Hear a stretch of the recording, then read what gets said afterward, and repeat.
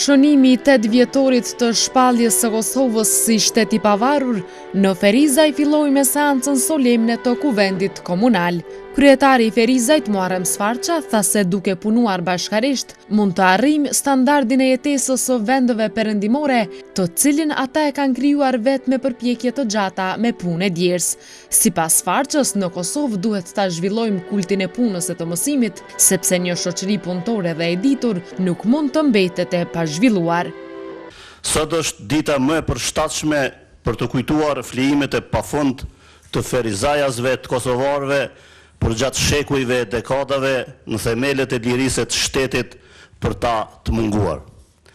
Është dita të përkulemi me nderimin më të thellë para veprës atyre burrave e grave që e vunë shëndetin, pasurinë dhe jetën e vet për të vendosur një gur në themelet e ngrehinës së shtetit e të lirisë kombëtare.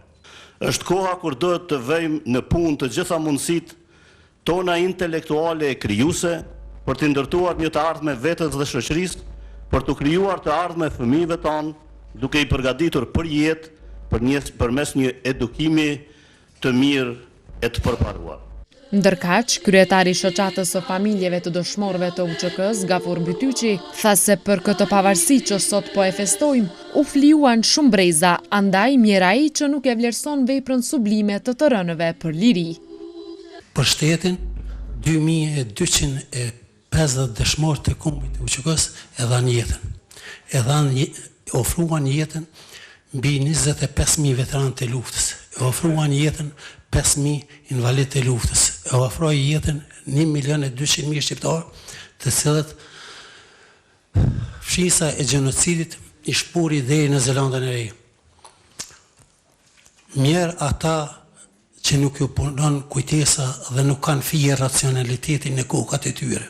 Aktivitetet festive për nder të 8 vjetorit të pavarësisë së Kosovës vazhduan me një koncert të përgatitur nga orkestra e qytetit të Ferizajt, pastaj me koncert për fëmijë në bulevardin e qytetit, si dhe me koncertin e përgatitur nga ansambli i këngëve dhe valleve kastriotët nga Ferizaj.